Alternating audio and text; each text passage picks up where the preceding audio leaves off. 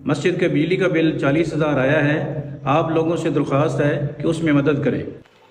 मैंने ये कुछ पैसे जमा किए हुए थे, आप ये ले जाएं और मस्जिद के बिल के लिए जमा करवा दें।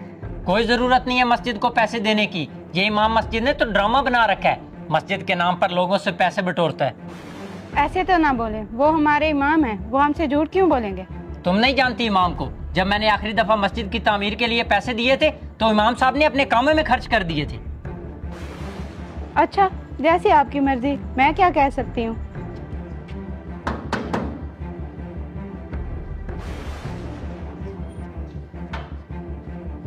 जी इमाम साहब।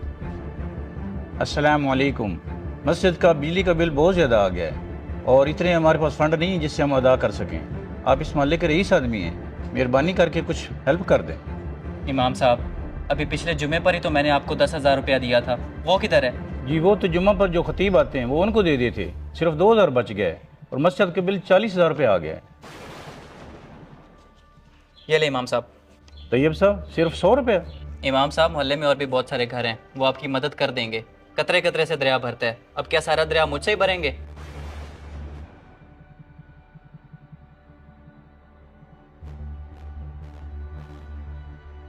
अमीर, मैं आपकी तरफ ही आ रहा था।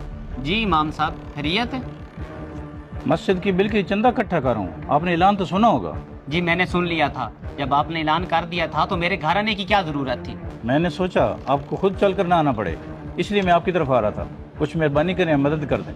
माजरत इमाम साहब, मेरे अपने घर का 50,000 बिल आ गया है, मैं आपकी कोई मदद नहीं कर सकता।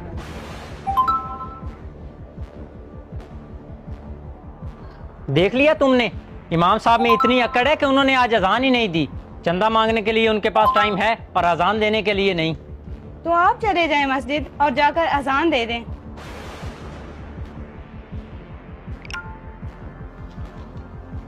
क्या हुआ मियाँ जी, बिजली का बिल क्यों उठाया हुआ है? ये मस्जिद का बिल है, लोगों से चंदा इकट्ठा कर रहा हूँ लेकिन कोई भी मदद नहीं कर रहा। क्या हो गया इन लोगों को? अपने अय्याशों के लिए तो इनके पास पैसे हैं, अल्लाह के घर के लिए कोई पैसे नहीं है। अल्लाह हिदायत देगा इन लोगों को। नमाज का टाइम हो गया, मैं नमाज पढ़ाने चलता हूँ। पानी क्यों नहीं आ रहा? इमाम साहब किधर है? चंदा लेने के लिए तो भागे भागे आते हैं और मस्जिद का कोई ख्याल ही नहीं है।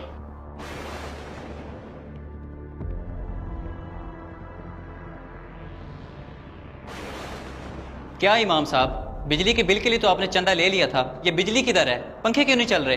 तो ये मियाँ, बिजली वाला ने मस्जिद का मीटर काट दिया है। क्या? सही सही, इसका मतलब आपने बिल अदा नहीं किया और सारे पैसे जमा करके अपने जेब में रख लिए होंगे। ये लीजिए चंदा, जो सिर्फ आपने 100 रुपये जमा कराया था और मस्जिद का बिल 40,000 था। चलें तकबीर पढ़ें। मस्जिद की जिम्मेदारी सिर्फ इमाम मस्जिद की नहीं होती, बल्कि हर उस शख्स की होती है जो उस मस्जिद के करीब रहता है। इसीलिए हमें चाहिए कि हम जहां अपने लिए पैसे जमा करते हैं वहीं कुछ पैसे मस्जिद के नाम पर रख लें, ताकि कल किसी इमाम को घर घर ना जाना पड़े।